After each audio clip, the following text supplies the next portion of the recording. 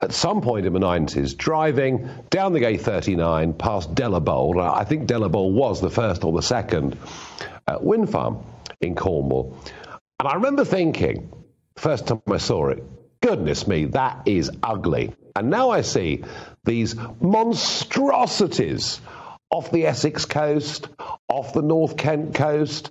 Boris wants to build more of them. I mean, they really are the most unsightly things ever, aren't they? Nah, I think you're in a minority view there, Nigel. Most people think that wind turbines are graceful, beautiful structures, and they appreciate it for the work that they do, you know. They make energy out of the wind, you know, out of nothing. And really important thing with renewable energy, I heard your previous guy, Bob, speaking about fossil fuels, and I understand what you're saying about net zero. Important thing about renewable energy is it will never run out. And we can't power ourselves completely by fossil fuels because we don't have enough. But even if we could, fossil fuels in the North Sea and fracking, if it ever got going again, will all run out by 2030. That's just 8 years from now. We've got to have an answer that endures longer than 8 years from now. That's renewable energy.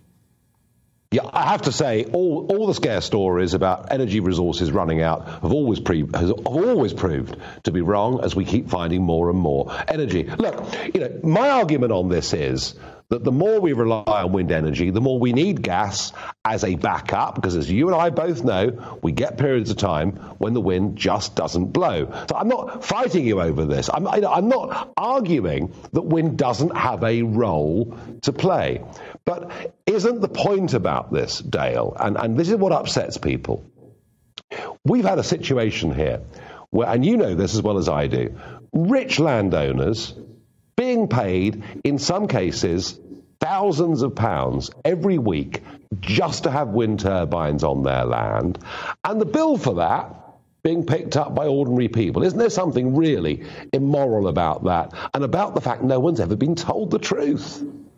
Well, I think the rent that landowners have for hosting windmills is not out of proportion to the rent they have for hosting mobile phone towers or any other kind of structure on their land. If you want to look at who's benefited most from rent for wind, take a look at the royal family through the Crown Estates. I mean, I think it runs into the billions, the rent being paid to use the seabed to host offshore windmills. But look, I think this kind of economic envy type argument is a distraction from what's really happening. Pre this crisis, our countries spend £50 billion a year bringing fossil fuels here just to burn them.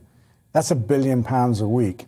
If we spent that 50 billion building renewable energy infrastructure, we could have 100% of our electricity made here in Britain and create a vast new industry of long-term sustainable jobs and make an enormous difference to our economy, because that money leaves our economy every year and it weakens us when it does that. We could change all of that.